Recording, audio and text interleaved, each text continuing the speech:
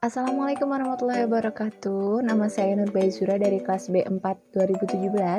Saya membuat video ini untuk memenuhi tugas mata kuliah Human Resource Management for English Provider. Dan pembahasan kita kali ini adalah praktek-praktek sumber daya manusia. Para ahli telah mengkaji dengan seksama sistem dan praktek manajemen sumber daya manusia yang ada di perusahaan. Kemudian merumuskan 7 sistem dan praktik manajemen yang memberikan dampak strategik bagi pencapaian sasaran perusahaan. Apa saja ketujuh sistem atau praktek tersebut? Yang pertama adalah internal career opportunities yang mengacu pada penggunaan internal labor market untuk memenuhi kebutuhan tenaga kerja perusahaan dibanding tenaga kerja dari eksternal. Pengembangan sistem karir yang handal, apalagi didukung dengan pola talent pool, akan semakin memberikan kepastian mengenai ketersediaan, kader, dan juga kepastian terhadap jenjang karir karyawan. Yang kedua adalah training sistem formal. Mengacu pada pelatihan formal yang diberikan kepada karyawan, organisasi dapat memberikan training formal secara luas atau mengacu pada skill yang harus dikuasai dan beberapa sosialisasi. Yang ketiga adalah sistem penilaian kinerja yang didasarkan pada hasil kerja ataupun perilaku kerja. Penilaian kinerja yang didasarkan pada perilaku karyawan yang penting untuk berkinerja secara efektif, sedangkan penilaian kinerja berbasis hasil fokus pada konsekuensi yang dihasilkan dari perilaku tersebut. Yang keempat adalah profit sharing plan.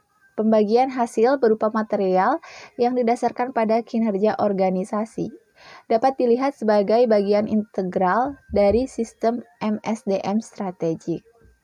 Yang kelima adalah employment security, sejauh mana pemberi kerja memberikan jaminan kerja bagi karyawan akan memberikan banyak implikasi strategik. Walaupun dalam kondisi ekonomi saat ini, karyawan yang telah bekerja lama di perusahaan tidak terbebaskan dari kemungkinan untuk di-PHK.